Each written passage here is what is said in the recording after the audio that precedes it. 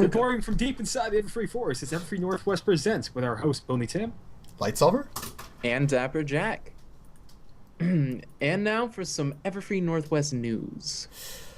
First, we have a video that Everfree Northwest recently put out. It's a cute little video, only running about, 3 minutes and 34 seconds, but it's pretty funny. And also kind of reminds you of the most important rule when going to a con, the 6-2-1, which is 6 hours of sleep each day, 2 meals, and at least 1 shower.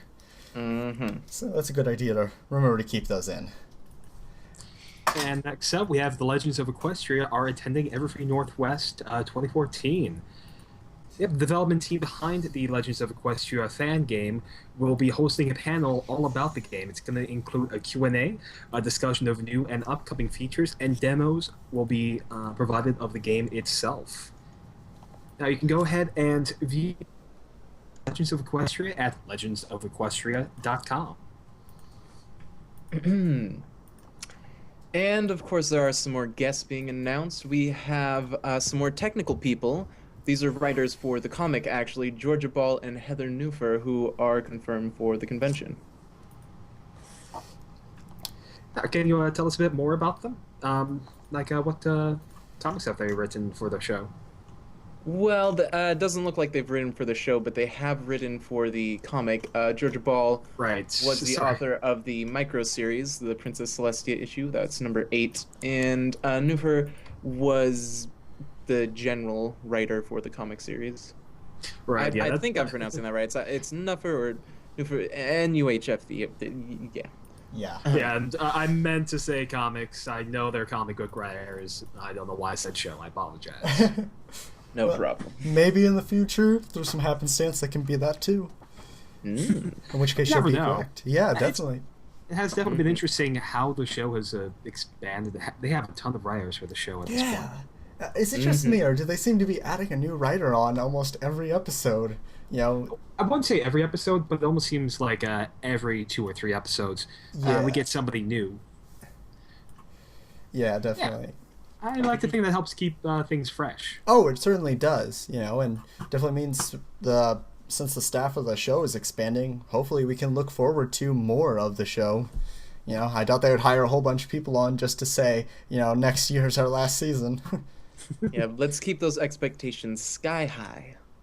Yeah, definitely. All right, next we have another announcement with registration, a guest announcement, and a little bit more. This one, this is just about the VA of Gilda will actually be attending Everfree Northwest this year as well. Yes, definitely. It's just going to be something great to look forward to. Not to mention also the Everfree Northwest pre-registration is definitely up, and the website too, which, as you could see by going to the link in the live stream below. Yeah, so if you're hoping to be at this convention to see all of the wonderful sights you can here in the Pacific Northwest, now is the time to get it. Oh, yeah, definitely. All right, next up, the pre-convention fan fiction contest. We are currently judging that right now, and yeah, we're getting close to selecting our 3 winners. But we actually would like to involve the community a bit, and we have actually just opened up the Everfree Northwest 2014 Community Choice Award for our writing contest. So this poll, this will allow you to, we have links in this poll for all of the contest entries. So go ahead, read them, and tell us which ones you think are the best. Now, this poll will only be going on for a short time. It's going to be closing on Friday, March 28th at 11:59 p.m. Pacific Standard Time. And once we have those results in, all winners for the 2014 writing contest, both first, second, third, as well as community choice, will be announced this Sunday, March 3rd. Not this Sunday. They will be this Sunday. So we're going to find out who won in the future and travel back in the past. Well, it wouldn't be the first time. Yes, but yeah, no. The contest we will announce all winners on March 30th, which is a Sunday. All right. And then for our last bit of con news, the submissions, the musician submissions for Pony Stock will be ending as March does on the 31st, which I know the rest of you musicians are also maybe a little stressed. I know myself, I'm working on my submission, which will be ready within the week or so, but just remember 2 weeks and then that's it. You miss your chance until next year. All right. Well, that's the Everfree Northwest news. Now, let's see what's new in today's fandom news. Yes. Today, we have more news on Michael's condition. He is improving, thankfully, and he is coming out of it. Most recent thing I've heard is that he is going through a rehabilitation currently, where they're, helping him walk. I saw a video where he was trying to use an iPad. He has a little bit of shake in his hand and things like that, which is what happens because the brainstem and the brain are reconnecting still, so there's a little bit of interference, and that's what causes those tremors.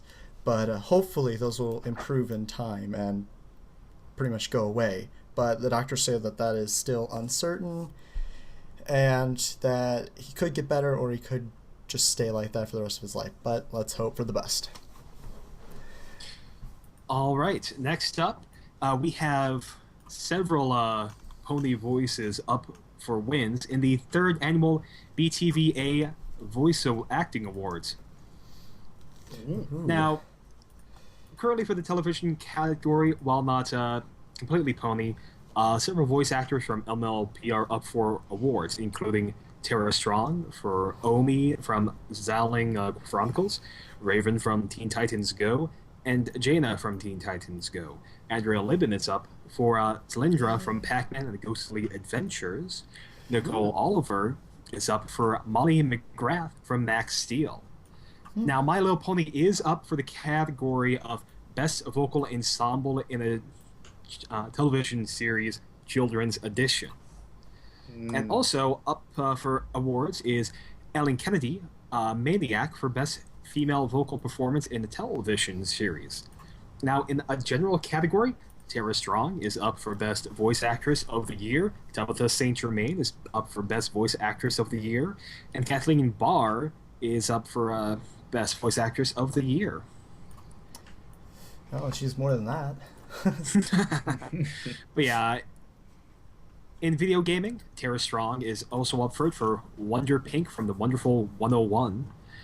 For the special DVD category, again, Tara Strong, she is all over these awards as Twilight Sparkle Human from My Love Pony Equestria Girls. And actually, Equestria Girls itself is up for Best Vocal Ensemble in a TV special, direct-to-DVD title, or theatrical short. And the cool thing about Behind the Voice Actors Awards is you can vote for them. Now, you can only vote once per category, and you will not be able to change your vote once it has been cast.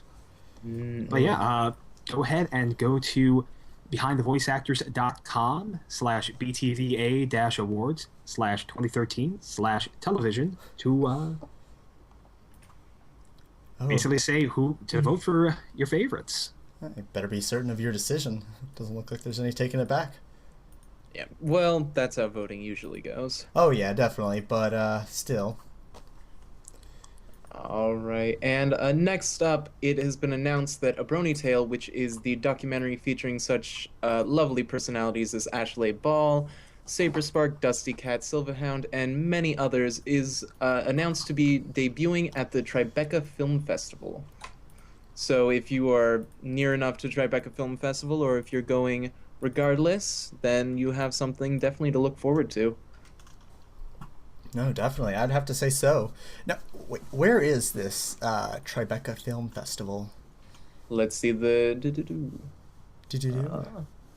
that's a good question. Yeah. It actually does not say here. It just says that it's in April. I guess I kind of expect a little bit. Yeah, find out more about it. I guess it's maybe a little bit of a mystery. Yeah, I'm sure that there'll be more information to come. Oh, definitely. Next up, we have this article from Wired. Wired. God damn it! I always see it's technology. This. I always see this and think weird. That's the first thing that pops into my head for some odd reason. Well, I think I can figure out why. Yay, unintentional Simpsons reference. Really? Is that? I didn't know. Well, unintentional reference is unintentional. Yeah. Well, no. I mean, I didn't know that it was a Simpsons reference. That's why unintentional. Yeah. I know, but. You know it. Okay, never mind. But yeah, this really talks about the Brony fandom, and it talks about it in a positive light too. You know, listing a number of examples and things like that. Even I'm surprised I saw this, but it was the it even included some of the things about the Minecraft servers and things like that, which I guess kind of fits. You know, you've seen a number of those, but that's just the first time that I've seen anyone really put that up. And then they also included this image that I thought was pretty funny. It was kind of one of those, I don't know, maybe it was a meme or something, but it's kind of like, you can't stop my happiness, and it's got a picture of the ponies running and a bunch of the trolls as a joke. Yeah, sounds like a meme. Yeah, it definitely sounds like one, but it was pretty interesting. I haven't seen it before. Yeah, but the article was pretty good, and it actually paints us in a good light too, which is always nice to see. Yes, good, or at the very least neutral. Yeah. All right. Actually, to bring up the point, the Tribeca Film Festival is actually in Lower Manhattan, so that's where Lower Manhattan. Okay, it did mention New York, but I believe it was mentioning BabsCon in that context. So, yeah, or maybe that was BronyCon. I don't you know what? Manhattan, for some reason, seems like a perfect place to hold it, especially with the recent episodes. Hey, I haven't seen them yet. Shh, you haven't? Oh man. I know. I don't have cable. I keep waiting for them to come online, and then I forget, and then it's too late. They're getting taken off of YouTube. They're not on the hub anymore. Ugh. Yeah. I don't know. There's got to be somewhere you can watch them. I'll wait till the end of the season, and I'll find it in my own ways. Pirating. Pirating is bad. Don't pirate the kids. Are you a pirate? Yar. By the way, so next up, we actually have some volunteering opportunities with Another Hope. If you're unfamiliar with Another Hope, basically throughout 2012 and 2013, the Seeds of Kindness projects, now those charity albums, that's what they've gone to fund, Another Hope. And the Seeds of Kindness have actually funded an orphanage building and a support project for the NGO Another Hope Foundation. Since then, they've already had children moved into their new homes, and the support project, a guest house, has actually been finished as well. What Another Hope is looking now, besides just additional funds, again, any monetary donations, of course, accepted. But now they're looking for more volunteers who would like to help at the site itself of the orphanage in one of the following ways. They are currently looking for people with experience in providing basic health care. Now, example, helping the kids bathe, brush their teeth, wear clean clothes, that kind of stuff. Also get them active in sports and other recreation for the kids. They also need support for construction work. For example, for the wall perimeter, they need permanent offices and a vocational school that they are planning to start. Yeah, they need volunteers who can provide training, assessments, and assistance in basic health care. Stuff like just putting bandages on scraped knees, classes on avoiding dehydration. But qualified physicians are particularly needed for community health outreach programs. All right, so some of those, the first positions that you were talking about, the healthcare positions, the first one, you were saying that they don't have to be qualified, like just any random person, typically who maybe knows about how to. Mother, I guess. Again, it needs people with experience providing basic child care. Okay. Basic child care. All right. That's one of the problems with volunteering with charity like that, is that if you're not already experienced, it ends up wasting the actual experienced people's time having to train you that they could use towards project, which I'm not saying you shouldn't volunteer for stuff, but volunteer for stuff where you're actually going to be useful. Yeah. Yeah, it definitely sounds good, though. It sounds like they need a lot of hands, and they could always use more. Mm-hmm. All right, next one is a pretty short note, but it has been confirmed by Interplay that there is going to be a Series 3 MLP trading card game this summer is when it's set to arrive, at least according to their Facebook. Oh. So which, if you're into the collecting part of that whole scene, then you'll probably be excited about that. Me, not as much, but it's still nice to know that they care. Yeah. Do anyone here actually collect the cards? I have honestly, a few. Yeah, I don't know anyone in my local area who actually does the card game, so I wouldn't know who to. I wouldn't have anyone to play with. Oh, we got someone in our chat who does. Ooh.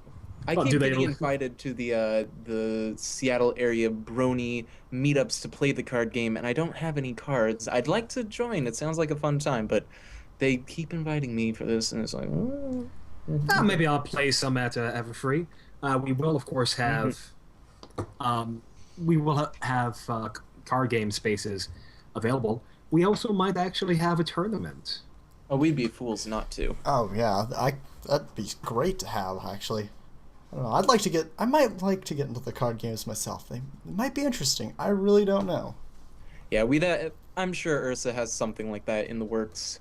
Ursa, for those of you who don't know, Ursa is the Everfree Northwest Gaming lead. Oh. Yeah, well, that works. But on to the next piece of news we have. Official PMVs from MLP, which I don't really know what to make of. Well, they kind of already did something like this when they did Equestria Girls, the music video, but that was kind of an original song set to the. So I wouldn't be surprised that this happened, but at the same time, I don't know. PMVs seem like kind of a cheap way to go when you're an actual studio. Well, it's not really the actual studio who's making it. I'm pretty certain. Well, at least I'm fairly certain of that. I'm guessing that maybe it's just like somebody PR side or something like that that's doing it. Either way, it's kind of funny to see them doing that. And I don't really know what's going on with Hasbro. If, they've got the whole staff who's just kind of loves the Brony fandom, and then maybe you got the uppers that don't really like us or something. I don't know, but it almost seems like they're kind of giving us a little bit of a shout out in some way. Mm-hmm. I mean, because there's tons of people who make something like these all the time. Oh, definitely. I have many friends who have made PMVs ranging from good to okay to why. But it is nice to see a bit of a professional hand put to it and to get that little shout out that, hey, we also relate to the thing that you guys do with your editing. Yeah, we like what you guys are doing, and you know what? We'll try our hand at that. We might be able to do something interesting. Catch the bone, little doggies. Catch the bone. One thing I definitely recommend is they upload at a higher quality. These are only 240p, which is, again, horrendous quality. Honestly, if you're uploading video to YouTube, you want to try for at least 480.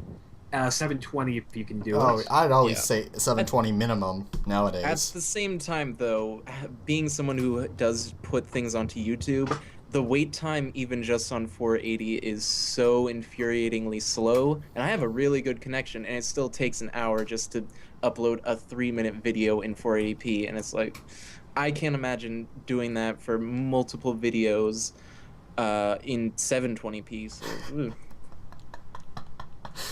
Yeah, definitely.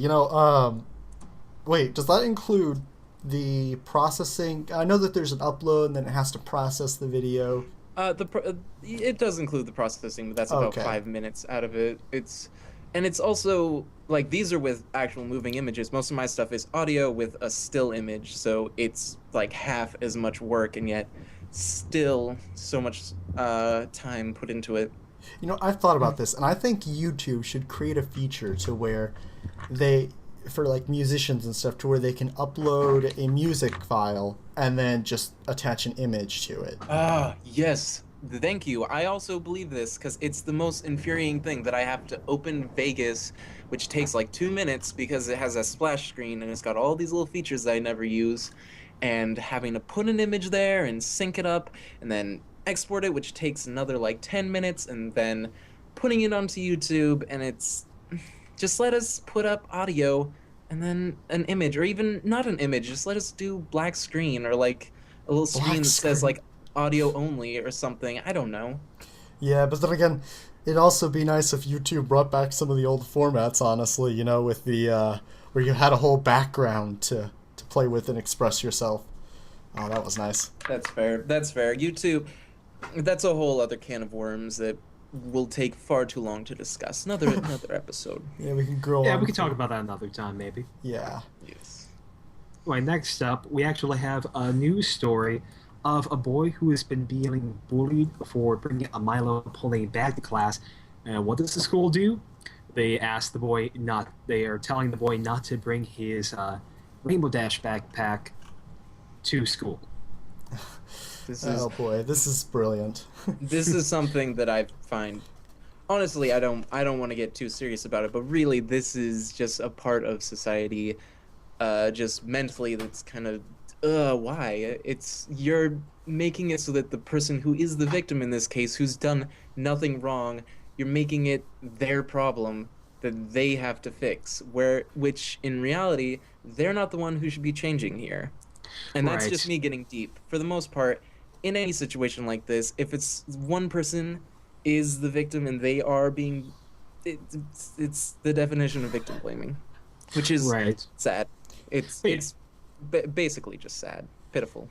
Yeah, Grayson Bruce is the fan that is being bullied. He's basically talking about how he told ABC affiliate in Ashtonville, NC, basically that these bullies are just taking it too far, like punching him, pushing him down, calling him names, all that type of stuff. Now, thankfully, his mother is actually fully in support of her son's love of the show.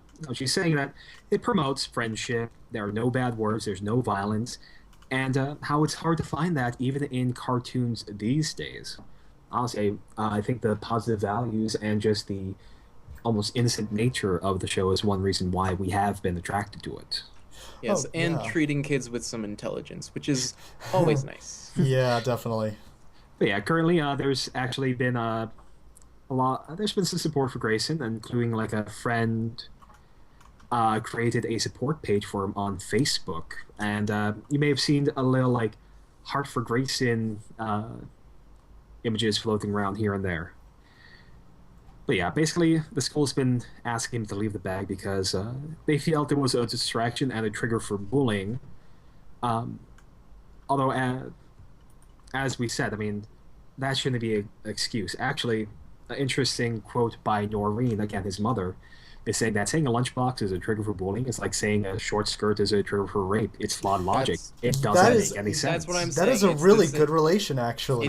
That's basically what I was saying. It's the same phenomena. It's victim blaming. You're just making it that person, it was their fault because you can't.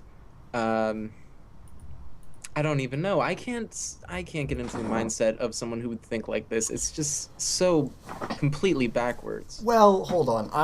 I think I have an idea of what they were thinking. You know, it's kind of like taunting, where you know you're making fun of someone or you're poking at someone. It's like when you have a sibling and you're sitting right next to them and they start poking you and you're saying, "I'm not touching you. I'm not touching." I think that's what the principal or something saw it as, and it's different though, because if you're poking someone or you're taunting them, that's active, whereas just wearing an accessory like a bag, that is passive, and really that shouldn't matter. The person who bullied them, they're the one making it taunting, and even then it still isn't.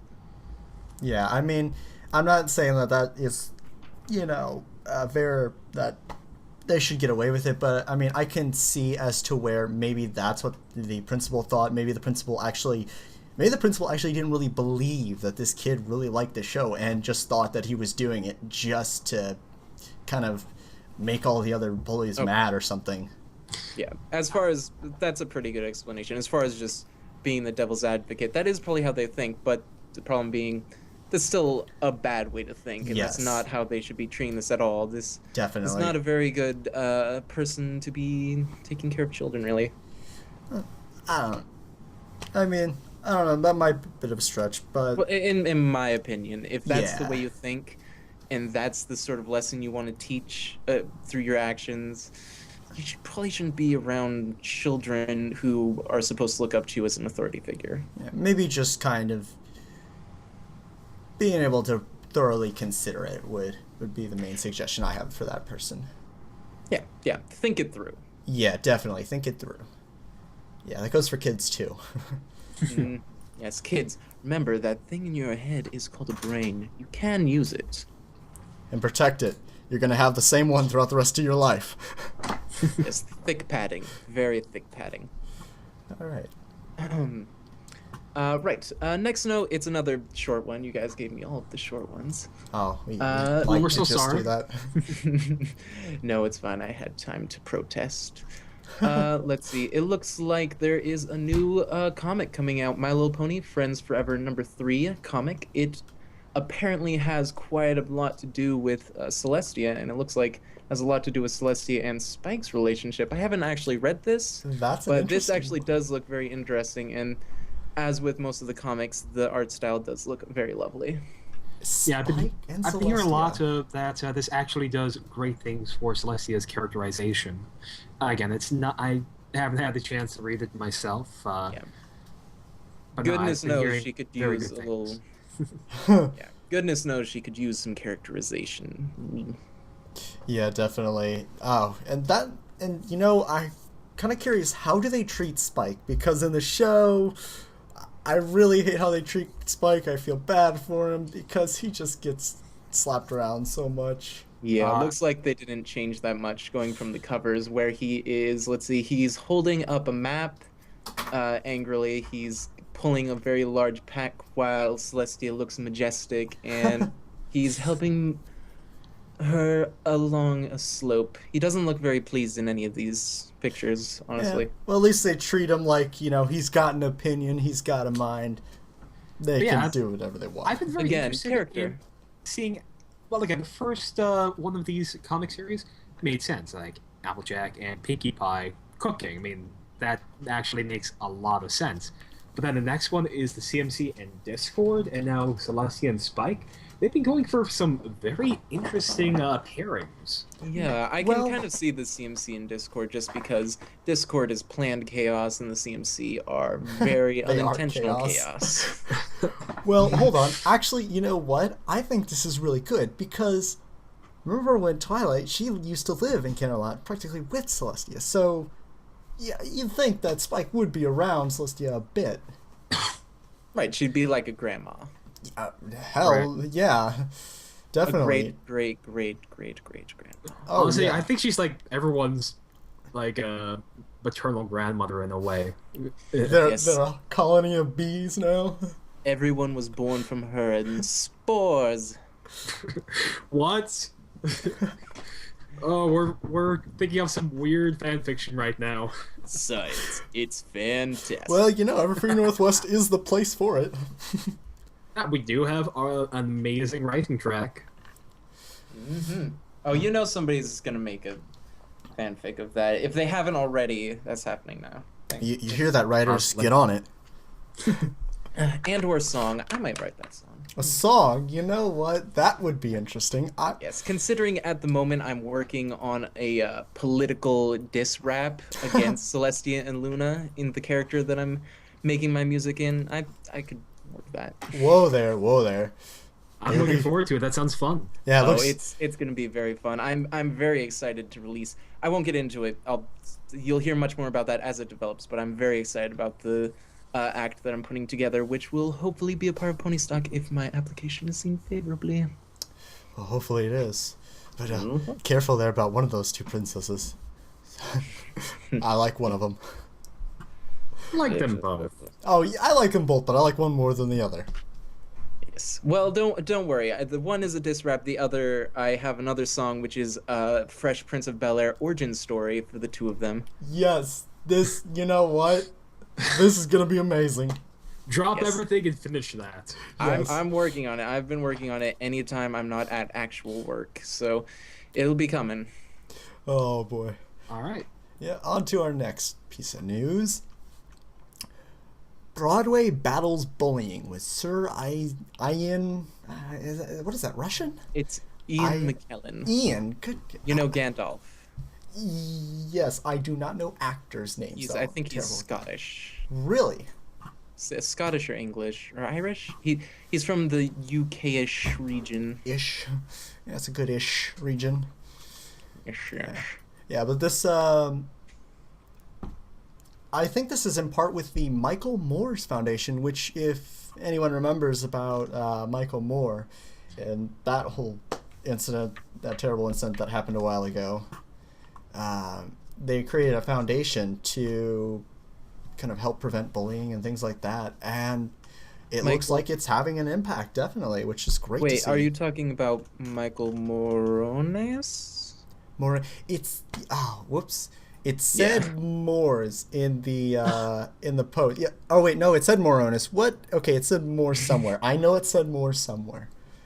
Yes. That's yeah. This is probably the first time I'm gonna say this, but not the last. You're reminding me a lot of my grandmother right now. She'll skip the very, let's say, ethnic parts of the name. Okay, can I also pull in my defense? I have a friend who has a name that's almost the exact same, except it's Moores instead of Morones. So it's just, you move the R to the end and get rid of the end. All right. You're good. Just simmer down. I'm not that old. Yeah, it's actually pretty cool they got Sir Ian McKellen coming on to do this. To help with a benefit for the Michael Morones Foundation.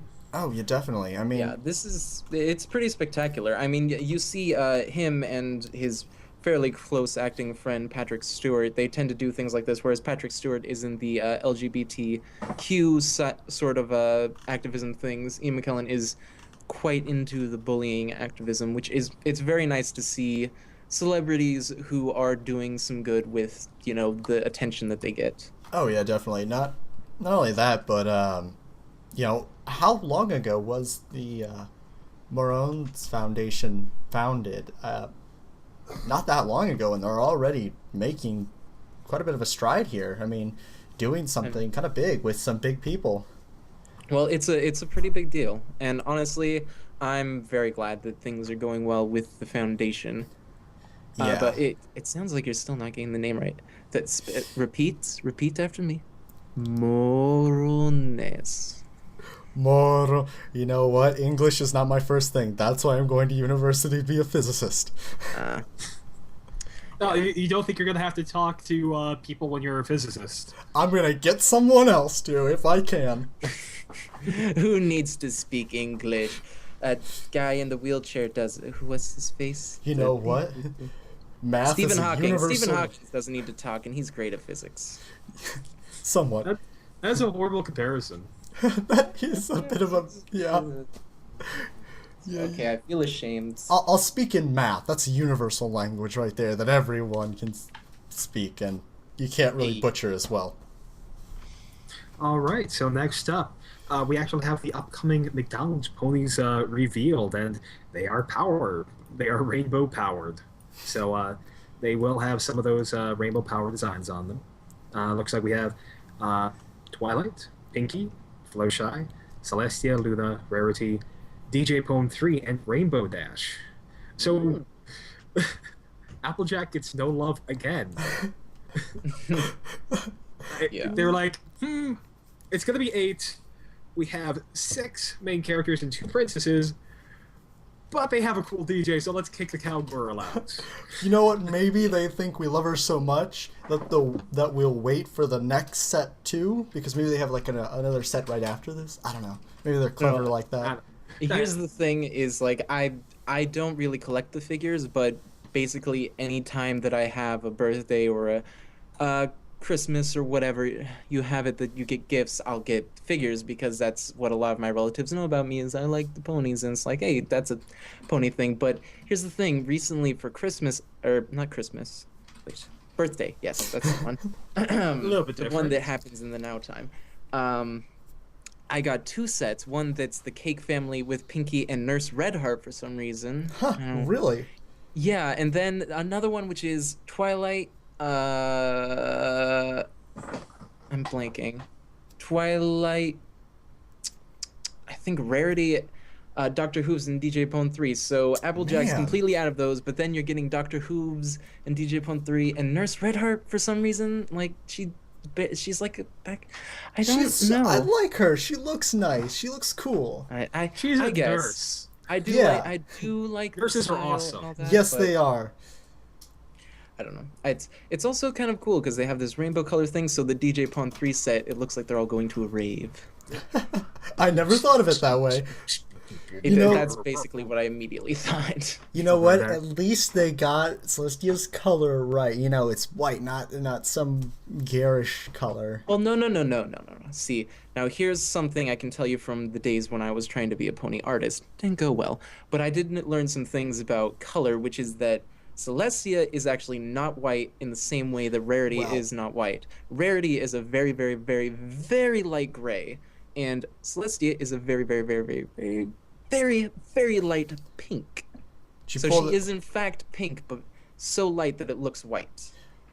Right. Yeah, well, I mean, yeah, but wait, did you pull that from a JPEG, and did you click on one of the JPEG artifacts? Yes. You clicked I've on one done of the this. JPEG. I use much reference. I wanted to be an artist, but it takes too long, and I am not that good at the line arts. I just like to color. Tell me about it. But yeah, so this series should be running from March 28th through April 24th. So that's your window of picking up some of these ponies. Hey. All right, sounds good. Hey, and it looks like we're just on time for the next segment. Tim? Oh, wait a minute. Looks like there's one more piece here. Well, I guess we can pull through with a little time. All right, go ahead, Dan. All right. I have the last piece here, which is something which was announced a little earlier, which was that the show Bob's Burgers, which is a very funny adult animated show, essentially is having a brony-themed episode, essentially, where they're the Equestronauts, and it's Tina, the older daughter, going to EquestraCon. And there's an image here of a rave where Bob is dressed like a horse. So this looks like it'll be fun. I'm at least glad because there was that hoax for a long time about the My Little Brony episode of South Park that was actually completely false on Wikipedia, but this actually has screenshots and it's been announced for a while, so there's some credence to this actual announcement. Oh yeah, this is gonna happen, and but yeah, this should be a very interesting satirical look at the Brony fandom, and I'm looking forward to it. I hear good things about Bob's Burgers. It's really funny. If you haven't watched Bob's Burgers and you are of appropriate age to watch such a show, then definitely check it out. It's very funny. All of the characters are actual characters, which is really nice to actually see in a show like this, where there's not a ton of comic foils for the one funny character. Yeah, that's always good to see.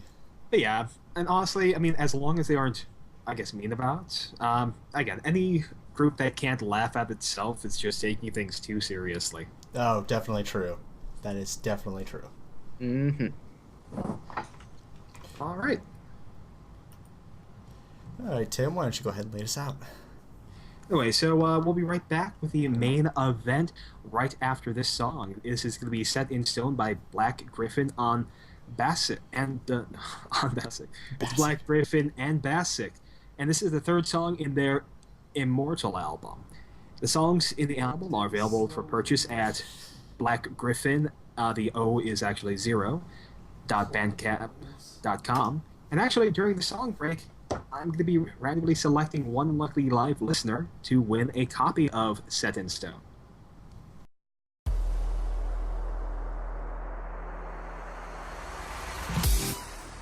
It's quite lonely being encased in stone, but you wouldn't know that, would you?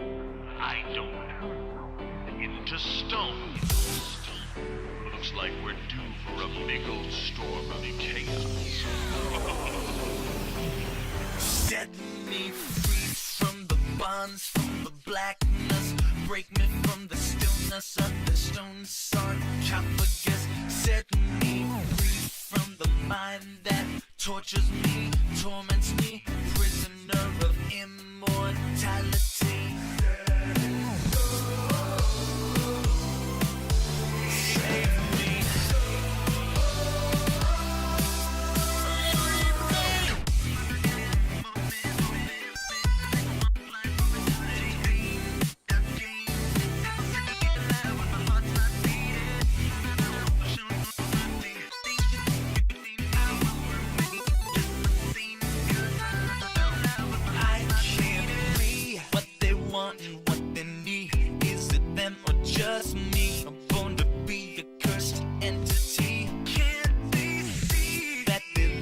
Captivity, bound by the laws of the false reality.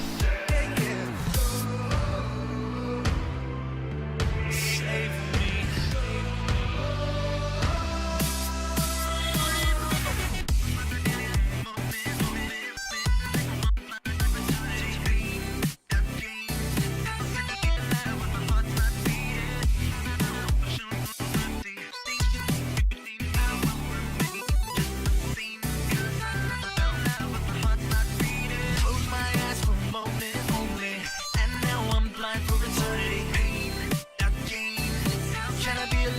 Heart's not beating. I would have shown you mercy.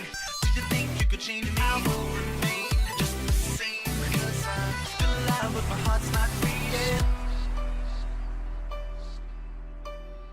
Set in stone, eternal throne, all alone.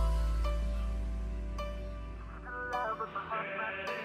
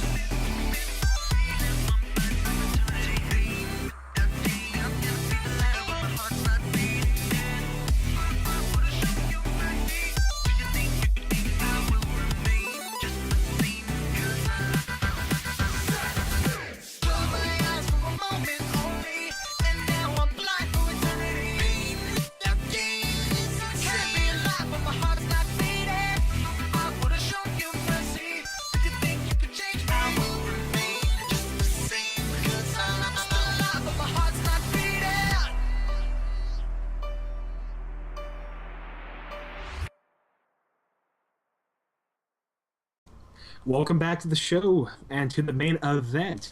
First, I'd like to go ahead and say we have just selected our random winner through a roll, and it will be Jolt Spark in our live chat. So, Jolt Spark, you'll want to go ahead and get in touch with me. I'll go and we'll go ahead and I'll send that your way. Yeah.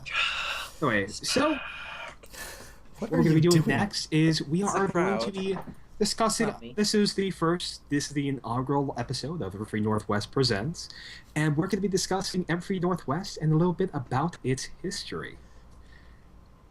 Now, the first thing let's go ahead and first say, what do you think Everfree Northwest means to us? I mean, I'd like to go ahead and just get a general idea of what we think of Everfree Northwest. Okay. Would you get one of you guys care to start, or I'll go ahead. Oh, okay, Tim. Yeah. Yep, I'll go ahead and start. Basically, I feel Everfree Northwest is just a group of friends coming together to put on a big party, and just all of us to come together for 3 days, and as our motto is, to bring a slice of Equestria to the world.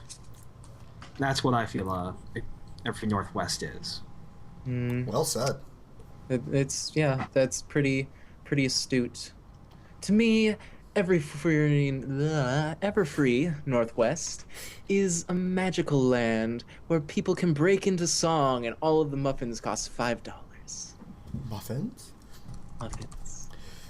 Oh, Except for the ones at the cereal breakfast, which were actually quite nice. But actually, in all seriousness, I do really love Everfree Northwest. It's one of the few places where you can be as weird and rambunctious as you want, and no one will look at you funny, which is really nice for me because I'm very extroverted when I'm in a comfortable situation, and the entire weekend I feel like I'm in a comfortable enough situation to be really extroverted, and that's a really nice feeling.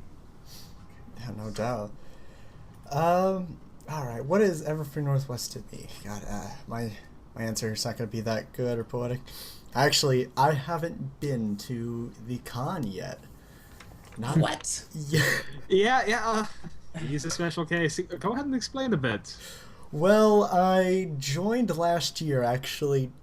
What is it? 2 or 3 months before the 2013 convention. Isn't that right, Tim? Yes, sir. And I didn't really have the money at the time to go. Not to mention, I don't think I would have been able to. But so I wasn't able to go, and I actually hadn't ever been before. I live in Missouri, actually, which is a bit of a distance away. But I remember seeing a post from Everfree Northwest, and I thought, hell, why not? And so I sent it in, and here I am.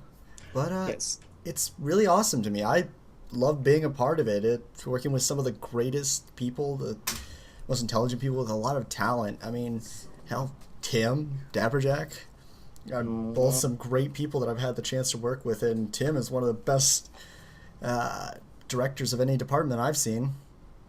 Oh, why, thank you. Do go on. Anytime to suck up to the boss.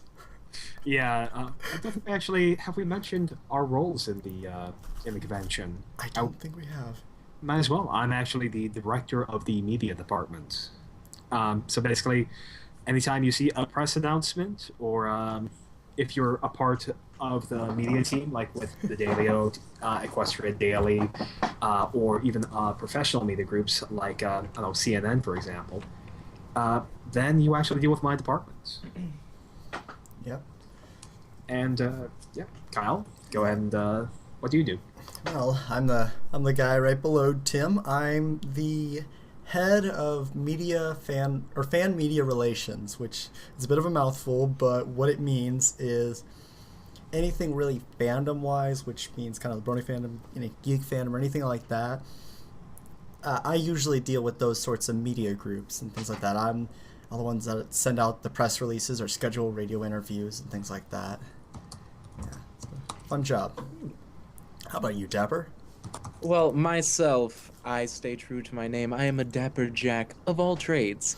See, I kind of have this habit of dipping my toes in any talent pool that I find interesting, so I'm at least decent at most things that I come across. So that means that I am able to do all sorts of different tasks. So first year I was on ConOps, so doing a lot of basic stuff, a lot of information stuff. Last year I was in gaming, and this year I'll be in arts and crafts. I had a panel last year on voice acting, which you can find on YouTube, not in great quality, but which was called If the Main Six Were Voice Actors, or VAs, I believe, in the YouTube video. And yeah, I'm mostly just a background sort of staple of the con, and I do what I can. That's kind of how I started into this podcast here, because I have done a few podcasts on my own and with friends before, which gave me the experience and the know-how to help these two out with their little endeavor. Oh, you're not the jack of most trades? It is all trades. All entirety. Yeah, I just like to use that, just like to use that name because, we have the guy in our staff who's named Jack of Most Trades. He ain't as dapper as me. Yeah, what does he even do, by the way? I'm not positive. I'm kind of curious. Well, He's he's IT. IT. Oh. Yeah, very useful. Sounds. Yeah, I have worked with him quite a bit on the website side of things. Oh, definitely. Yeah, let me actually, I'll go ahead and start. First, we're going to go over the inspiration and conception of Everfree Northwest. Yeah, what is that? I'm actually not totally positive about where it got its start. Actually, and I wasn't there at the beginning either. Well, the funny thing, I'll go into this a little bit. This is a little personal story of me, but yeah, I mean, I actually talked with some of the people that were there at the beginning to get us this information, such as Macarian and Royal Coat. Huh. Yeah, Macarian was the director of media, so my predecessor, and he's for the first convention, and we were co-directors in 2012. Yeah. I mean, no. Yeah, he was director in 2012, and we were co-directors in 2013. Yes. Now, while I may have taken up that mantle, he is also working with the media team, as well as he's actually doing some work with guest relations at the moment. Fun fact. Really? But he's also the president of Pegasi. Fast fact for all of you in the live stream. We are actually Everfree Northwest is run by Pegasi, which is an incorporated group. So we actually technically have a business. Again, it's all volunteer, so it's not like anyone's getting paid. This is, again, a fan-run organization, fan-run convention. We're all volunteers, but yeah, we do have organization, and he is the president of it. So he has been around for quite a while. And Royal Coat, he was also there at the beginning, and he was last year's our 2013 con chair, and he is our 2014 con chair as well. Huh. Now, I'll probably be doing a bunch of the talking. Now, the show started. Now, the show itself, that started back.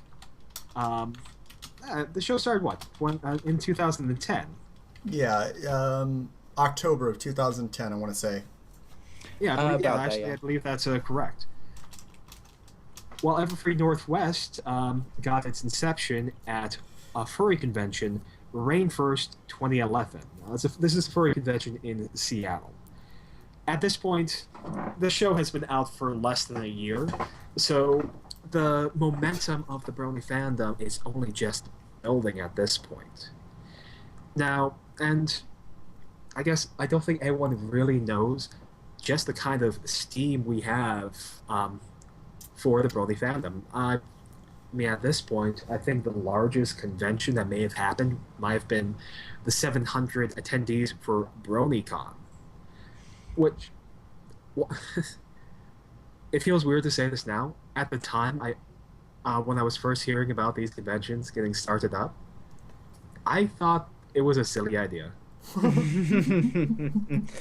Oh, how the past has fallen. Well, how about you guys? I mean, when you first heard about, there's going to be Brony conventions, or like My Little Pony fan conventions, what was your reaction? Good. Thank you, yes, and glad that there's one in Pacific Northwest. I honestly came into the fandom around, what was it? November or October 2011, I'm going to say. Okay. And so, I had heard about, BronyCon. Everybody heard about it at that point.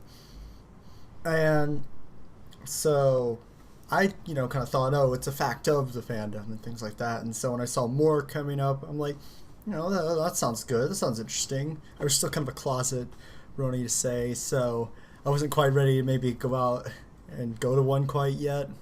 But I did really want to go to one. They looked cool. They looked awesome. So... Yeah, obviously I have changed my tune. Besides working for Everfree Northwest, I worked for the two Equestria LAs as well. So. Oh, really? You did? Oh, yeah, I did. There I was just a door guy, so I was just an usher. But yeah, no, I've done quite a bit of work for several MLP conventions. What were those conventions, just out of curiosity? Just Everfree Northwest and EQLA. Oh, okay. So, okay, by several, I mean two. This is enough. Here, that's still a bit, you know? That's a lot of work. Yeah, that's more than I've done. Yeah, so at this point, the show has been out less than a year, and Brothers are becoming, I believe, at this point, they're becoming known. But I don't think anyone is truly prepared for the sheer magnitude of this surprise fandom. So, at Rainforest 2011, a large meetup of MLP fans was actually set up. And they set up a modest area of about 40 people. So 40 people could fit in this room, no problem. That's all they thought they would need. This was hosted by Roy G. Biv. He would actually go on to be Everfree Northwest first convention chair. He was also in charge. He was also in charge of the organization of the Seattle Bronies meetup group. Huh. Yeah. As the queue, though, began to fill up for this event, it became incredibly clear that 40-person room wasn't going to be large enough. Now, Gene, who was at the time the chair of Rainforest, was actually able to secure a larger space, and the event ended up to host a grand total of 179 attendees. That's almost 200 people showed up for something that was 197. Just don't mean to correct you, but you 3 people short. You know, I bet there was 3 people standing in the back, you know, and they had to leave because of an emergency, so they missed the count or something. Yeah. Right. Yeah, maybe. But yeah, so they expected 40, and they got almost 200 people. I mean, at least 4.5 times as much. Exactly. They actually, Mike the Mike was actually in attendance and acted as a impromptu MC. Just a little fun fact. Really? Yeah. I did not know that. Wait, that sounds like him. He's very take control and lead. Was he just in the area or something like that, or did he hear of this long beforehand and was all? Now, that one we'd have to talk to Mike about.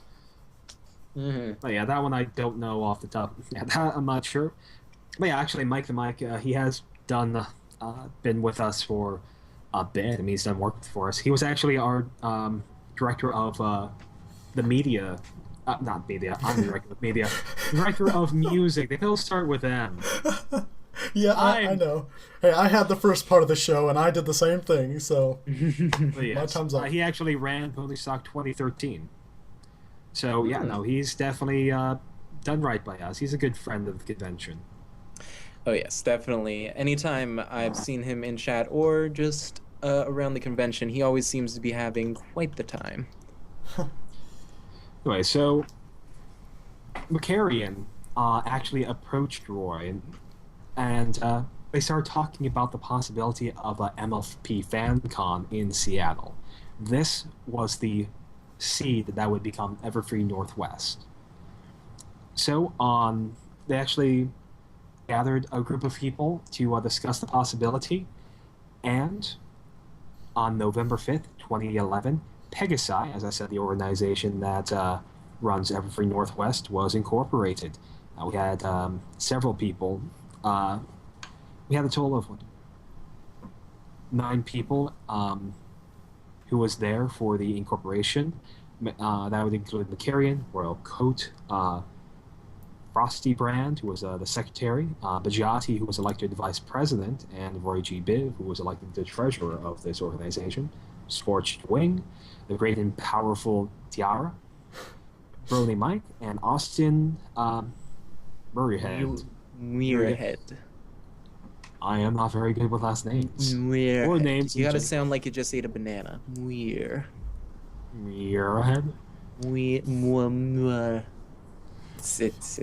Welcome to Phonics Cast, where we figure out how to say people's names. No, this is the second time I've had to pronounce something for you You guys. know What's what? going on?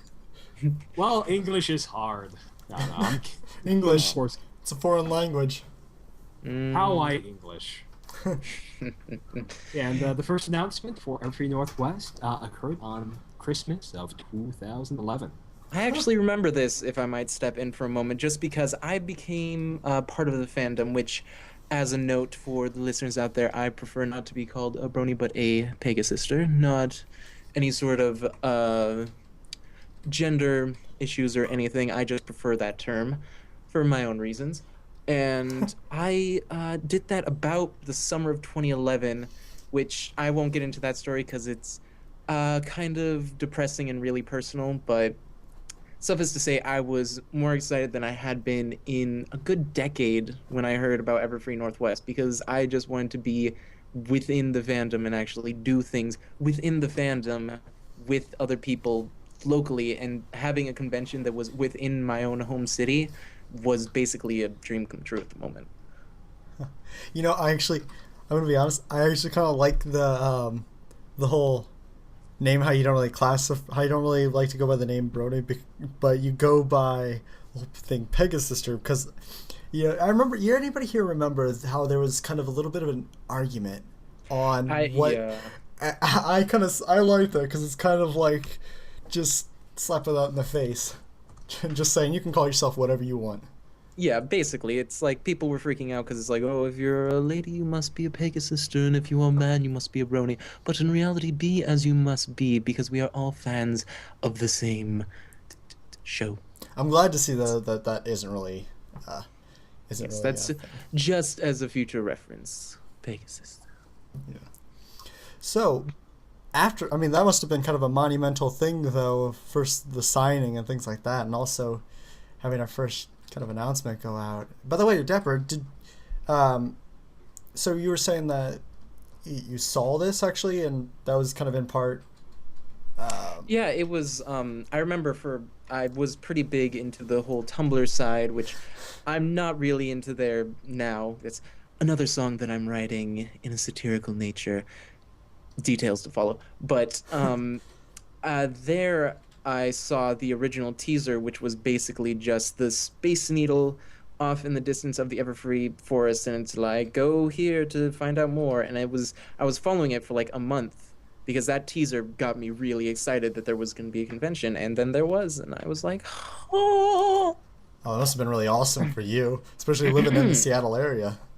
Yeah, it's very nice, which it seems a lot to me that I'm the only person who is Seattle local, and you guys are well half over the country. Yeah, actually, Light Solver, you were talking about where you were. I actually live in the Chicago area. Yeah, remember that? I actually came up to visit you one time. I know, that was cool. We hung out in Chicago. Yeah, I hung out with your group in Chicago. You had deep dish pizzas before I could show you where to get the best ones. Yeah, well, we go to Chicago every year with this group, so it wasn't. The rest of the group knew about it, and they were telling us all about it. So yeah, we heard our fair share. But actually, that's another thing about con. It's bringing people together that sometimes you might have talked to or heard of or something like that, or who have the same interest. That's an awesome thing. Yeah, and you make some really amazing friends. I mean, definitely. I count you guys among my friends. I got Line Monkey, Gemini Star, Carrion, Royal. Oh, Line Monkey, such a lovely person. Go follow Line Monkey on Tumblr and or Twitter. Wait, does she have a Twitter? Maybe. Tumblr, yes, linemonkey.tumblr. I don't know. She's in the chat right now. Line Monkey, hello. It's a side Dapper Jack. Oh, she does have a Twitter. How about that? Yay! Everyone go follow her. She is a good person. Hello, for the follows. She has the voice of a very alto angel. A smooth, blue. I could keep listing people. There's just, and I would have never met any of these people, and just developed so many amazing friendships. Oh yeah. One, without the community, the Brony community, and two, without Everfree Northwest. Oh, definitely. And I actually heartily recommend, if you're listening to this, anybody, I heartily recommend trying to volunteer for a convention sometime. 100% agree.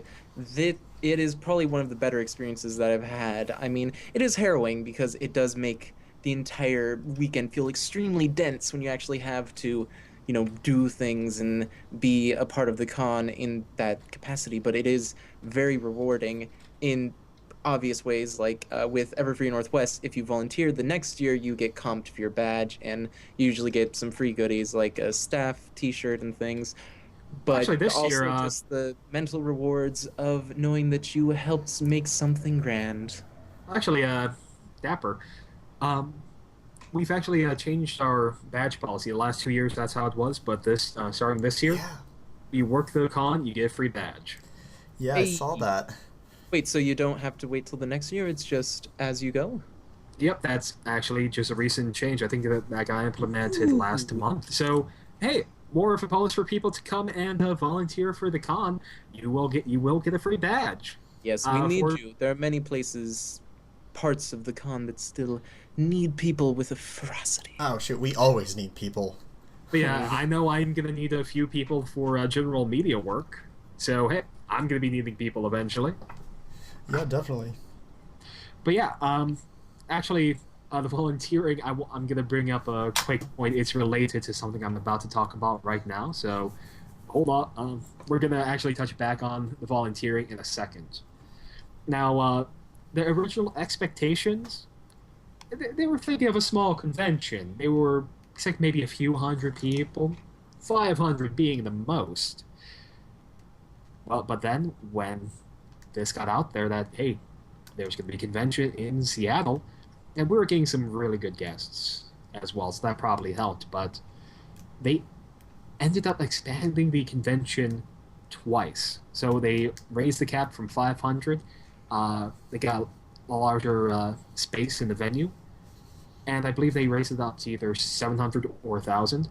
And then that capped out, so we actually had to expand to a second hotel nearby and bring the cap up to 1,500. Yes, the 2 hotels. Yeah. I remember being in ConOps that year. I had to run back and forth up that hill a good few dozen times, which was fun. Yeah, good exercise. It was summer. It's so hot. Yeah, I was living in Arizona at the time. I thought it was great. Why would you live in Arizona? Are you a Scorpion? Maybe. Over the internet, nobody knows you're actually a Scorpion who's a changeling, but not really.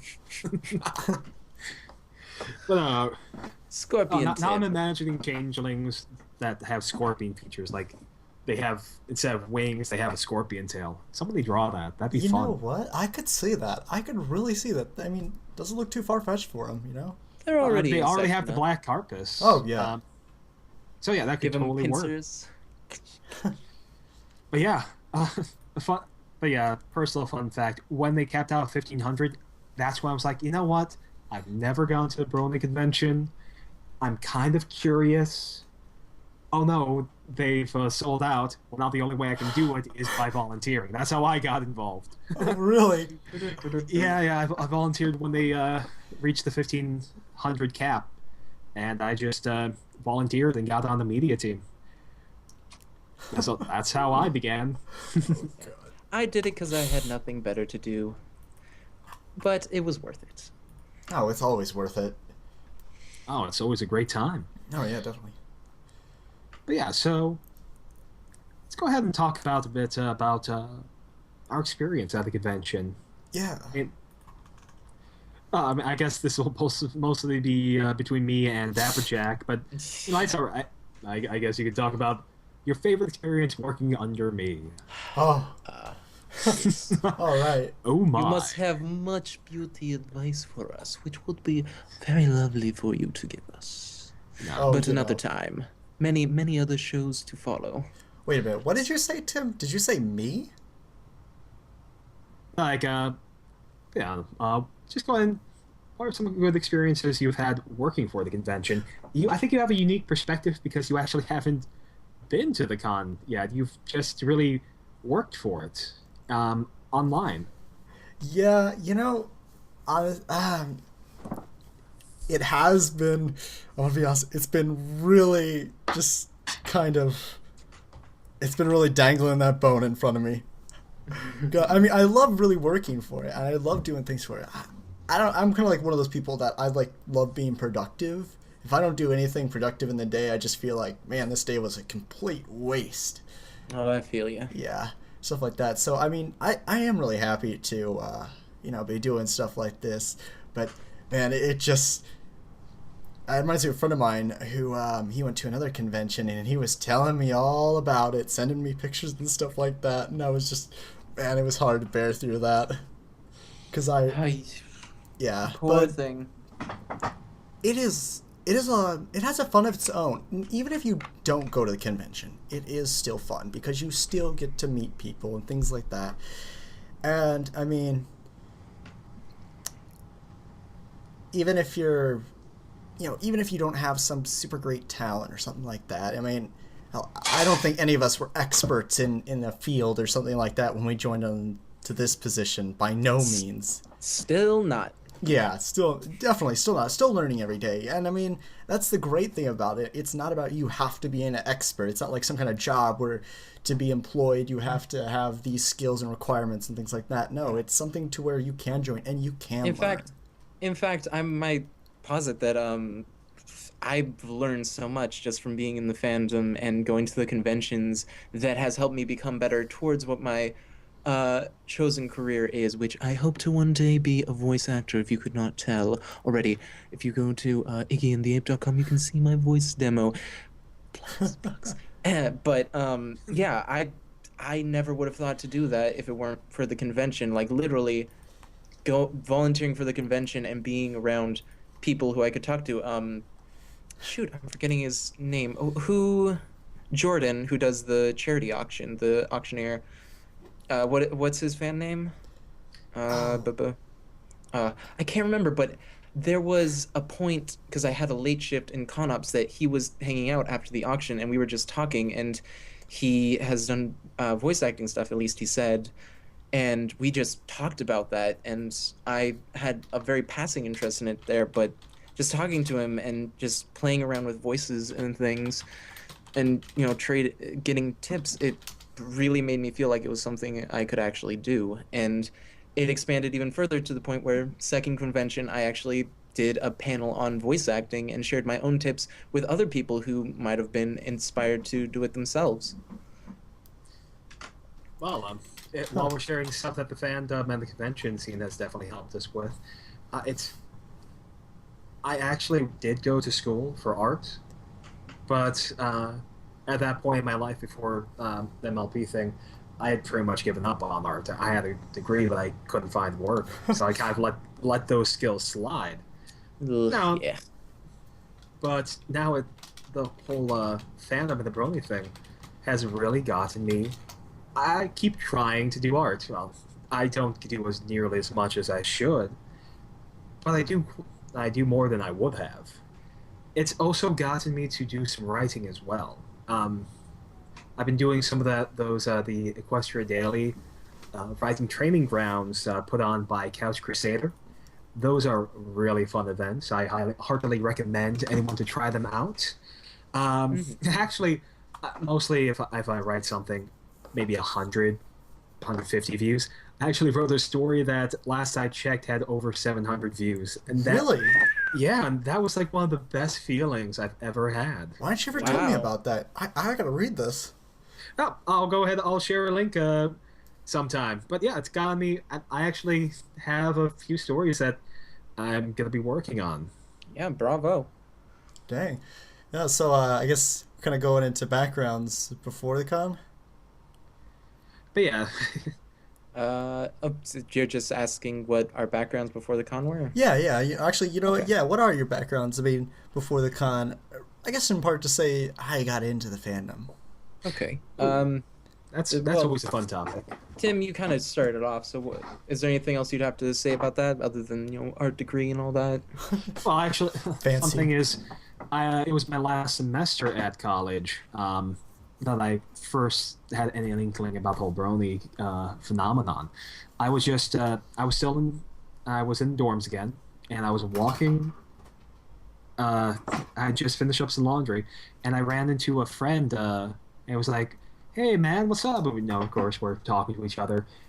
And as we passed by his dorm, I'm like, his room. I'm like, "So, what you doing?" "Oh, I'm gonna be watching some ponies." Like, seriously? At this point, I didn't even realize there was a new show. I actually poked fun at a female friend of mine that I saw her working for watching. Be like, really? Yeah, I was only a kind of hater in that I didn't understand. But yeah, I'm like, okay, at the worst, I can make fun of it, and I'm gonna hang out with my friend. It should be a good time. What I didn't expect is to go in. I can't remember which episode this was, but my mind just says it was Sonic Rainbow. Watched a few episodes after it. Like, okay, I have to go study. I went to my room and watched a couple more episodes. Season 1 was complete, and by the end of the week, I watched all the episodes. I'm like, what is this? Why do I like this so much? What's going on? That's the question on everybody's mind when they first watch it. You know what? When I first came into this fandom, a friend of mine we were playing a Minecraft or something like that, and there was another guy that got on the server and things like that. We got talking with the guy. We ended up having him on Skype and things like that. And he tells it, and his picture was kind of like a pony. Where I was just kind of like, what's with that? We're kind of curious, things like that, and a little confused. And he tells us, and next day I get back online, and my friend of mine comes back on, and he's just like, dude, you gotta watch the show. It's good. I'm just like, what the hell? You're watching it? And so, he convinced me. I checked it out, and it was good. I watched through like the full first season within that night, and watched the next day, or the next season the next day, or not the next season, actually it was starting the second season, so I was pumped for it. But yeah, it was really cool and interesting. How about you, Dapper? Okay. Time for me to bring the room down, sadly. My story of getting into the fandom is pretty depressing, honestly, but I'll try and keep it as lighthearted as possible. But essentially, after high school, I had really zero plans for what to do with my life. I had some idea, like I wanted to do film for some reason. Like I like film, but I don't know. I never really had any real plans, and I went to college for a very short time, but I really didn't. It just didn't catch my interest at all, and I ended up dropping out. So at the point that I saw the show, it was about 2011, and really I was just looking for anything to do with myself, because I was out of school. I was no job, completely broke. I didn't own a bed or a desk. I was sleeping on like an air mattress in this horrible living situation that I had in the U District of Seattle, and it was a really bad time for me in general. And I followed, if anyone goes to That Guy with the Glasses, they used to have a podcast called Transmission Awesome, which was hosted by a few lovely personalities there, which I followed. And my goal at that point in my life was, they had a thing called Awesome Blog of the Week, which is where they would feature some blog from the site or from the forums of the site that they are a podcast about. And they usually would do it for fan art of something that happened within their actual podcast. And they mentioned My Little Pony because of the Brony thing. And at that point I hadn't heard thing one about it, and they were talking all about this, and I thought, well, and they like discussed, well, if we were ponies, what would we be like? And they discussed all this stuff, and it's like, it was funny, but it was yeah. And I thought, well, I want to be an artist. I was a terrible artist and still am. I can draw decently enough, but it's like nothing good. But I decided I'd draw them, so I had to look up stuff for reference, and I looked around, and I really liked what I was seeing. I just liked show style a lot, and I decided, well, I may as well check the show out. So I went and got the first season by YAR purposes, and I was going cross-state to stay at my mom's, so I had a long bus trip, and I thought, well, I'll watch this on the bus trip. But I decided first off I'd watch the pilot before I left, and I watched the first couple episodes, and at first I was thinking it was all right. I liked the animation, I liked the style, and it was going all right. But at that point in my life, I was so jaded and just depressed about everything that I wasn't really caring. But then there was a point. There was a point in the first episode, which is when Pinkie Pie is introduced, where there's the classic scene of Twilight walking up and she says, but she tries to introduce herself and then Pinkie just gasps and runs away. And when I watched that moment, Yeah.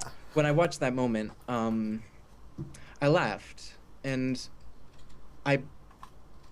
when that happened, I realized I hadn't laughed once in really years, like a legitimate laugh of any kind, and I just burst out laughing at that, and it just made me actually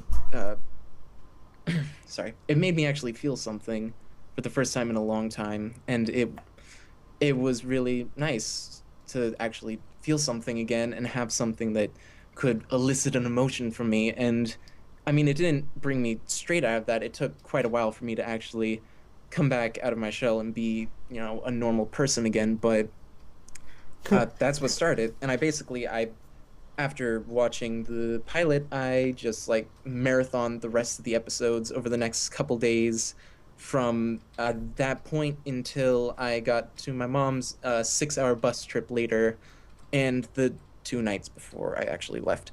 So yeah, that's how I got into it, is just a depressed kid finds something he can enjoy, basically. Yeah, explains the picture. Yeah. Oh, that's also, if you guys see that on the stream, that is something I drew, so that's about the extent of how well I could draw. Oh, yeah, the OC over there, that I drew that as well, so... Oh. Hey, we have original art in the stream. Yeah, I drew mine too, but you guys can't see it. No, you guys can't see it. But no, that was very... No, it's very interesting, Dapjack. Thank you for sharing that with us. Yeah, I try not to bring the room down in situations like this, which is why I usually don't share the story of how I got into the show, because it gets kind of depressing, but at the same time, it's something personal to me. And that's really one of the major reasons I'm still sticking with the show, and the fandom, is just because of reasons like that, which also is a point I always make about people who get ridiculously obsessed about the show and will get violent or extremely angry about the smallest things. Probably the majority of what you went through was just seeing the show at your mom's house and thinking it was pretty funny, and then finding a bunch of friends through it. But it's like, I had an actual honest epiphany moment from it, and I don't get that obsessed. I don't get obsessed, I get into it. It's terminology, nomenclature. Actually, Dapperjack, Breaking Bad in the chat is just asking, when do bronies get violent over the show? Yeah, I wouldn't say physically violent, but they get. Well, actually. Yeah, I would say there has been an incident. There was an incident. Not physically. I haven't heard of one like that, but I've heard people getting way too. Yeah, people will get defensive. Way too defensive, or there was an event at the first Everfree that it got solved extremely quickly, and this person was definitely a bad egg who did not really understand the real spirit of the convention, but he got a little violent and choky, some would say, about someone making a joke about how it's meant for little girls or something, and he had the completely wrong reason. He was thinking it was some very subtle subset of a very perverse sort of thing, which, I mean, some people might take it that way, but that's not really the spirit of the fandom, and definitely not the spirit of the convention. Yeah. In the end, this is a convention for marshmallow colored ponies, so honestly, some people definitely, I do think, take it very, very seriously, a bit too seriously, and just have expectations that can't really be met. One story I have heard is about who am I talking about? One of the comic book writers actually had somebody come up to them and say that how well, this isn't what this character would do at all. Just, but it was basically based on their headcanon. That was their argument. So, yeah, which is fun because like there are some times when a writer doesn't quite get a character, but it's like you can forgive them for the most part. Like as a writing mind, there are episodes I don't care for because they'll be kind of out of character for the character, but I won't get super ridiculous about it because it's like, well, they're not all of the best. Well, it's sad to say they're not all the best writers. There's only room enough for a few of the best, and with as big a writing pool as they have, there's got to be a couple of mediocres. Well, being more of a kind of like a digital artist, I like to see it as kind of like what digital artists are like. You'll usually have your good pictures, you'll do something good and you'll feel good about it and all this and that, and then just some days you'll make something and you'll put it up or something like that, or you'll give it out. A while later, you'll look at it again and you'll be like, what was I thinking? Yeah. And I mean, writing is an art, so there's going to be bad days. There's going to be good days. Sometimes what you're going to do isn't going to be that great, and you're going to know it, and you're going to feel it, but there's nothing really you can do to fix it at that time, or you're not quite certain how to fix it. Right, which is something I don't care for in fandoms, is when people will take something that somebody worked really hard on and they'll just treat it, like, oh, you didn't put any effort into it, and I don't care for what you have done, sir. I give them the benefit of the doubt. These are hardworking people, and this is their job. They can't always do the best, and when you put art under constraints like it is in a television production, you're not always going to have the best results, but we get usually pretty good results, which I find, kind of a miracle. Yeah, I mean, Indeed. Yeah, they have a deadline. Quite a bit of a deadline. Not the worst. That'd be South Park. 6 days? Really? Ooh. How? Why? Yeah. Anyway, I'd like to actually go ahead and move on a bit and start. I'd like to go ahead and start talking about what can be expected from Everfree Northwest this year. Now, this year, at Everfree Northwest, we have vastly improved upon the scheduling of space. Now, for example, our writing track, I think one of our greatest draws for the convention, we will have its own larger dedicated space. Mm-hmm. Additionally, we have coordinated even more space to have even more space available for programming. As such, now we have a dedicated space for tabletop gaming and electronic gaming, each of which there and run all convention long. So if you want to have a 2 a.m. Card game session, you can. Ooh. Also, we are actually greatly increasing the amount of cosplay events and panels this year. We did hear some criticism for last year that we didn't have enough focus on cosplay, and I mean, MLP cosplay, I think, is a really exciting area of the fandom. There are some really amazing cosplays out there. Oh yeah, definitely. I mean, especially for something that isn't so easy to cosplay as. It's interesting seeing the way some people just make it work, though. For example, you can just you can probably cosplay based on things you find in a thrift store. Like if you want to cosplay as, I'll say, Twilight, maybe some nice slacks or a skirt with a, say, purple shirt and a sweater vest and a book. And if you get a proper hair wig, hey, you got the Twilight Sparkle right there. So it's also, you can put in as a little bit of work and get a noticeable result, like people can tell who you're supposed to be, but you can also put in a ton of work. I think actually the Equestria Daily cosplay compilations are great examples of putting in a ton of work, and there are some people that have full fursuits of MLP characters made up. Yeah, I've seen one of those before. Yeah, I don't know. I've seen a Luna one. Oh, what? Seriously? Yeah, I have. I saw a Big Mac and the Applejack one. That was at the Phoenix Comic Con, actually. I was at. Really? And I've also seen the Discord one. Actually, you know what? That one, I could definitely see someone pulling off really well or easier. Sorry, make it. Really? I don't. Discord seems like it's a really complex cosplay to pull off. Well, I mean, for the thing, it's far more anthropomorphized to say. Well, wait a minute. I don't even know if that's the correct term for him. That's true. It's one of the bigger problems with cosplaying characters like this is that, in general, their bone structure is completely different, which, if you know how to get around it through anatomy... Breaking a few limbs? Yeah, basically. But, Discord still technically has the sort of equine feet, but you can get around it, and it humanizes very, very well.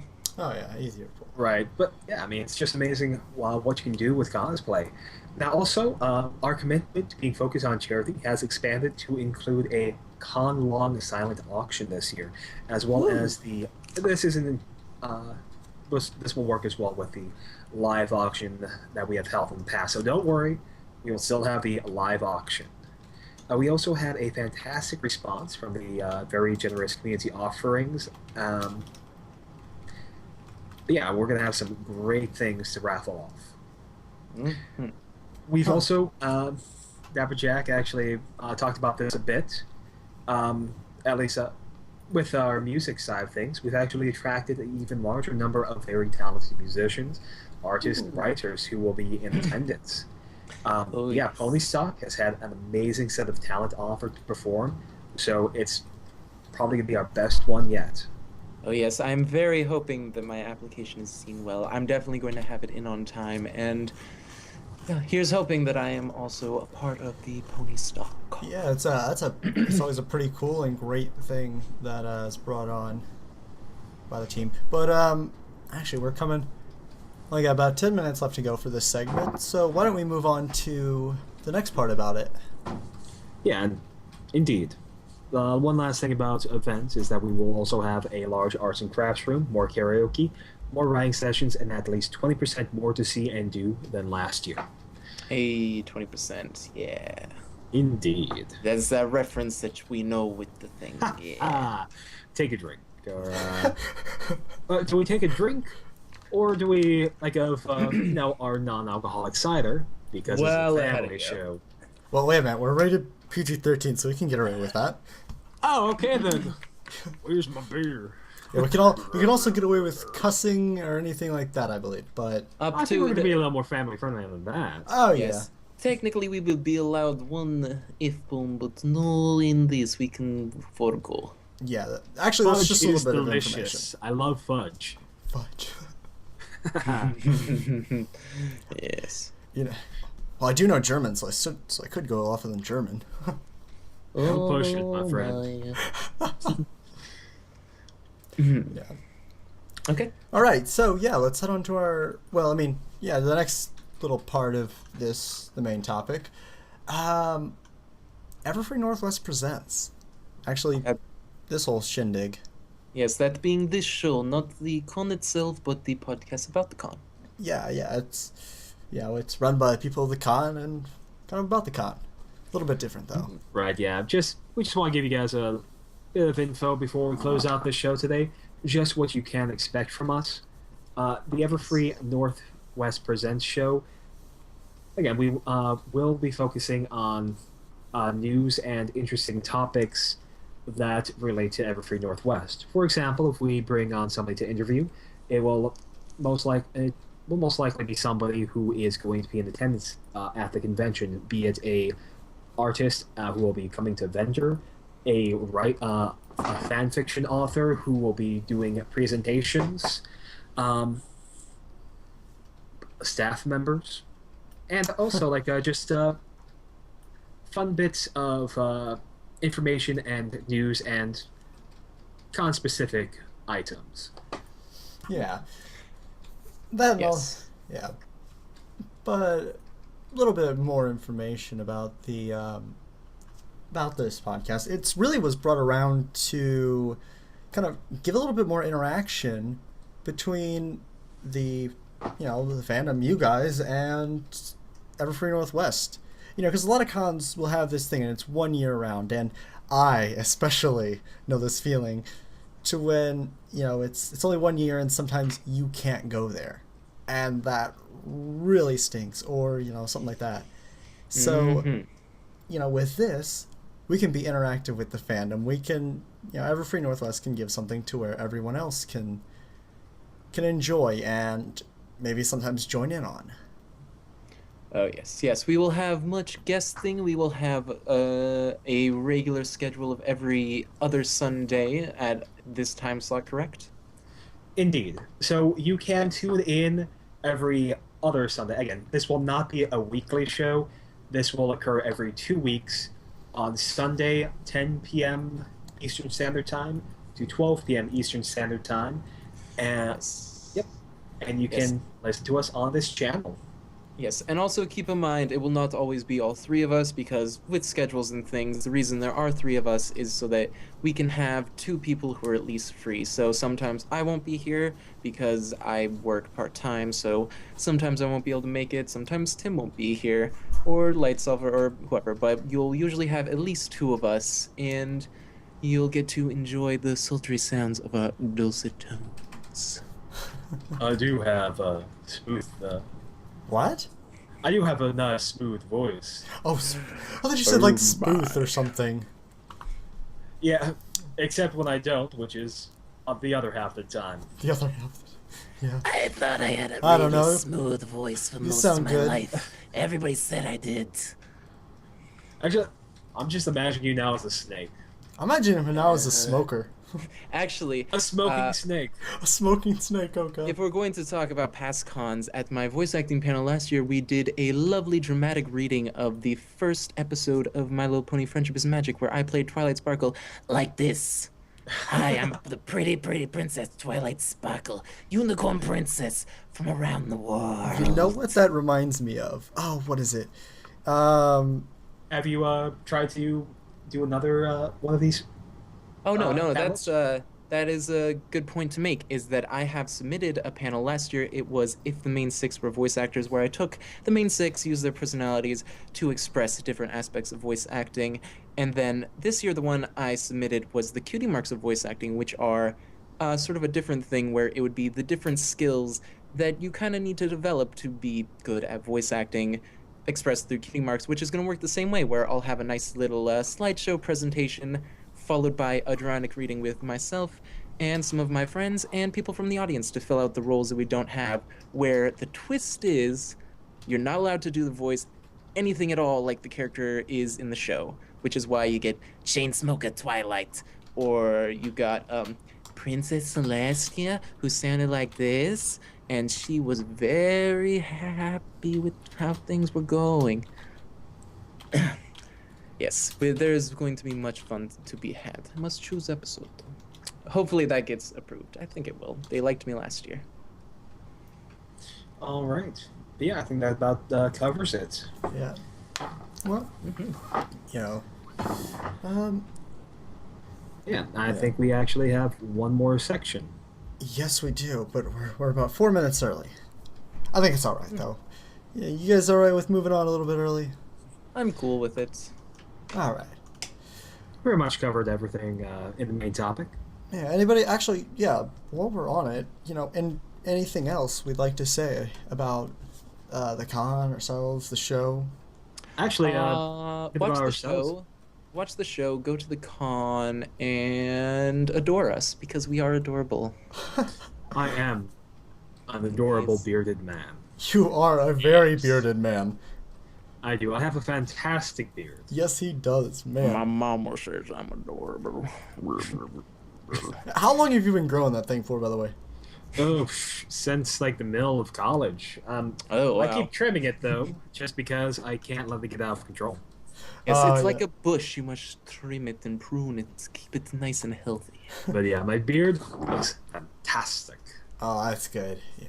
Yeah, it certainly does. Last time I saw it, at least. It was pretty cool. It's pretty Yeah, awesome. I was kind of sad that I kind of wanted like the Golden Muffin. They had the best beard contest. I'm like, I just wish I could have submitted something for that. Why Like, didn't you enter, so- man?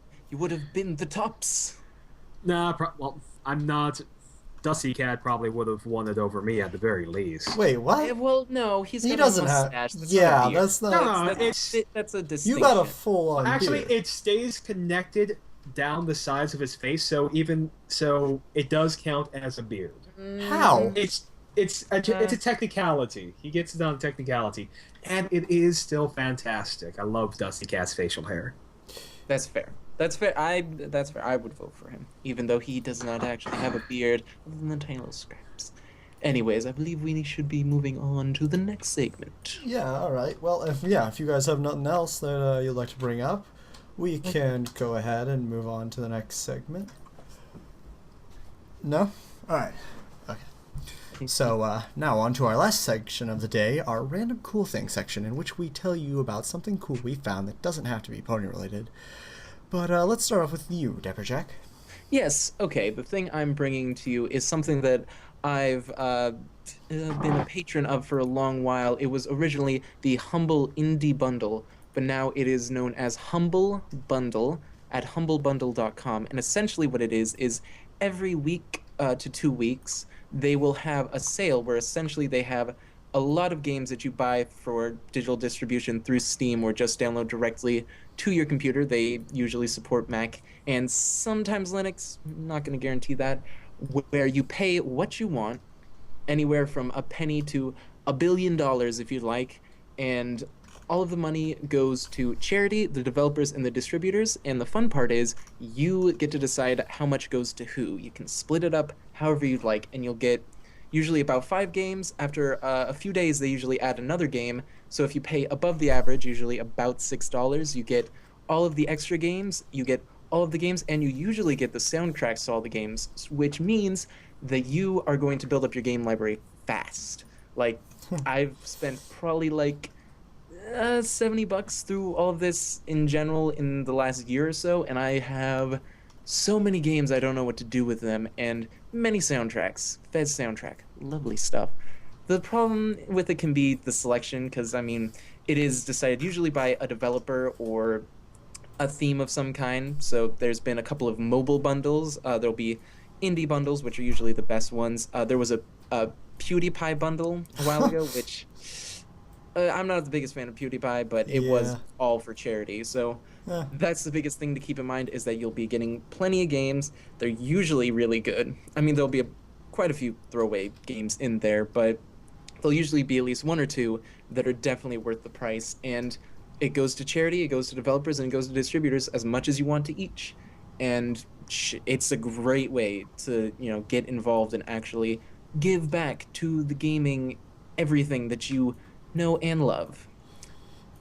Yeah, I actually looking at it. It's currently the Humble Mobile Bundle number 4, and it has 4 games. And if you pay more than $3.83, which is the average people are paying, you will unlock 5 additional games. So you could pay, say, $4 or $5 and get 9 mobile games. Huh. The mobile bundles aren't as great just because mobile games in general aren't that great, but this one is actually pretty good because it has Catan, which is the mobile version of Settlers of Catan, the board game, so that you can actually play it online against friends on your phone. Huh. Which I already had it, so I didn't get this bundle. But yeah, and you're helping developers, you're helping charity. It's just a great cause. I mean, most people, you can find $4 to move between your finger, like a few bucks here and there. Yeah, it's like it changes like every week to 2 weeks. You can usually afford like $5, $6 every couple weeks. It's going to charity. The kids, they want the games. You're gonna give it to them. Yeah, charity's always a good thing. Yes. Anyways, on to you, Pony Tim. What do you have for us? Well, I have a little thing that came out of Tumblr. It's called Miss Officer and Mr. Truffles. Oh, yes. I remember seeing it. It's adorable. It's basically, the story of this is somebody found an image of, a Canadian police officer, and next to her is this just adorable little bear cub. Yes, and you don't want to say Mountie because you feel that might be ignorant in what it is, but she actually is, in fact, a Mountie. Really? Is that what they're actually called? Yeah, well, some of them are Mounties, some of them are other things, but she is, in fact, part of the Royal Canadian Mounted Police. Mounted? Mounted, because they are on top of horses. I don't see a horse, I see a car. It's a steel horse. But it started off like somebody on Tumblr made a comment to this image. Officer, come quick, there's been a robbery. Followed by, don't you mean Berry? And it just spelled bear. Yes. My favorite part is... People just went crazy and be like, oh, this is the cutest thing, this is so cool. Then somebody said, this would make a great cartoon. So, somebody by the name of Lemon Tea Flower, and her Tumblr is lemonteaflower.tumblr.com, made up some art for it called Miss Officer and Mr. Truffles. Yeah, just a little opening sequence, which is also good because there was this musician who wrote a theme song, and someone decided to compile them together so that it's like a little semi-animated slideshow with this little theme song about the mounted police woman and the bear who is a Truffles. Yes. Yeah. But yeah, so suddenly though this blew up. It got on the various news sites. People started making like OCs for this, like coming up with more Mounties with animal companions. Like there's this one African American, like a black officer. I was about to say African American. They're Canadian. Yeah, so a black officer, Mountie. So that would be African Canadian, who is on the far north of the continent, who has a polar bear companion, as an example. I did not see that, but that's hilarious. One who's like a little bit cluttered, if I remember this right, a little bit clutterbrained, and her companion is a squirrel. And but yeah, no, it's just an adorable thing that shows. I honestly hope that this does become a show, because I would watch the crap out of this show. It looks so adorable, and if it's in that art style, I would be very happy. Oh, yeah. Honestly, in less than 24 hours, that post with the art managed to gather over 25,000 notes, and I mean, gather a lot of attention. It got on various news sites.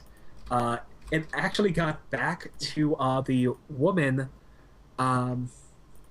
Suzanne Burke, the officer in the original photo, and she actually created a Tumblr blog so she could reblog several of these things and interact with suddenly a bunch of people were fans of her. And she actually has a Miss Officer and Mr. Truffles mug, and there's also a picture here of it being her background on her work computer. So no, the female officer, the female Mountie behind this image, is fully aware that this has happened, and she's taking it in good humor, and she's having a great time with it. Oh, that looks good. I mean, she looks like she likes it. She just looks like a lovely person. Like, I want to meet her and be like, hey, you're cool. I like it. I think they also did a pretty cool portrayal of her in the show, or in their little, pictures. But yeah, actually, a few people have started speaking to the original artist, Lemon Tea Flower, about possibly making this animated show. Now, the possibility of that actually happening, very, very minute. It probably won't happen. Yeah. But still, it's really cool that we've come to that point. Yeah. Mm-hmm. Yeah, that'd be pretty cool, though, but yeah. Mm-hmm. All right, and that's me. Light Solver? Alright, so for mine, a number of people who play games have probably heard of this game. It's the South Park Stick of Truth, which I thought would be a funny thing to bring up, because I know a lot of people have heard about this, and actually on my floor there's a lobby or whatever, and there's a number of guys who are always playing games out in the lobby, and I've seen them play this game. It seems like a pretty funny game, but it's basically a role-playing game that shares a lot of the humor of the show. So if you don't really like the show's humor, you're probably not going to like this game. Yeah. But it's rated M, mature for 17 and up. And it's actually also the whole storyline of the show is written by the writers of the show, so it shares a lot of congruencies with the show. Yeah, this is Cool. I saw this and I noticed it when it showed up for pre-order on Steam, and the thing is, it seems like a really cool idea. Like, they actually just use, because the show is animated in Maya, they just use the same models for the game, so it's exactly accurate to show animation. The problem is, though, that I am noticing a lot of people having trouble with game-breaking bugs and things, which will probably Really? be solved with a patch, obviously, at some point. But the thing is, it's $59.99. It's a full AAA price for a game that isn't necessarily, fully tested and finished, which Well, I before we don't go care there, for such a thing, but it's I'm just saying that maybe wait a while until a few patches have come out to make sure that all the kinks are smoothed out before you pay for it. Also, there'll probably be a Steam weekly sale where it's half price or something, so always wait for one of those. yeah, well, I mean, you always could say Skyrim. Yeah, I am always like 1 or 2 or 3 years behind most gamers in that I do wait for stuff like Steam sales, where things get massively discounted. And yeah, I mean, I've picked up some really cool games for like $5-10. Yeah, I'm definitely. a big fan of sales. Oh, Steam is amazing. Yeah, but yeah, if we're gonna get into a game that got released with way too many bugs, Skyrim. I heard a reviewer go over the game, and he said, like, no matter what conversation you have about this game, if it goes on long enough, it will turn into a glitch swapping fest. And I haven't even played the game, but I can't agree more, because I've seen enough, and I know enough people who do play and talk about it. That is true.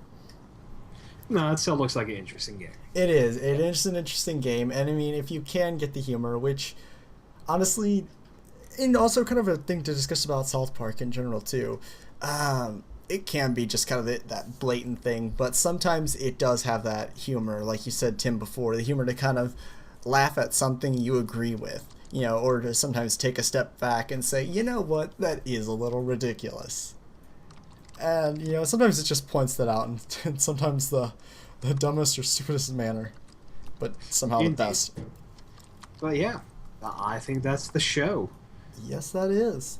All right. Well, thank you everyone once again for joining us. As always, you can catch us live at 10 p.m. Eastern Standard Time on Fillydelphia Radio at philadelphiaradio.net, or on our live stream at livestream.com/EFNW presents. And to send us out, this is Discord remixed by Eurobeat Brony.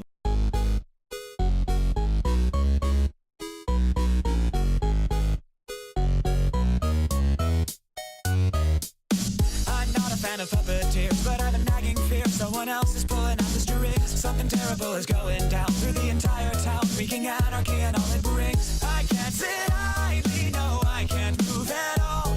I curse the name, the one behind it all. Discord, I'm howling out the moon and sleeping in the middle of a summer afternoon. Discord, whatever did we do to make you take our world away? Discord, are we a prey alone, or are we just a stepping stone for taking back the throne? Discord, we won't take it anymore, so take a tyranny away.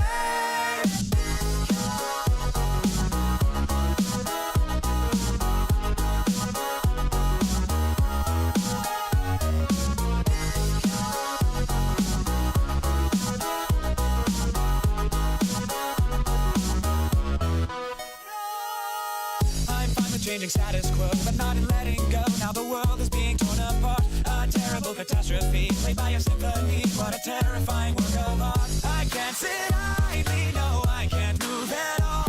I curse the name, the one behind it all. Discord, I'm howling out the moon and sleeping in the middle of a summer afternoon. Discord, whatever did we do to make you take our world away? Discord, are we a prey alone, or are we just a stepping stone for taking back the throne? Discord, we won't take it anymore, so take a tyranny away.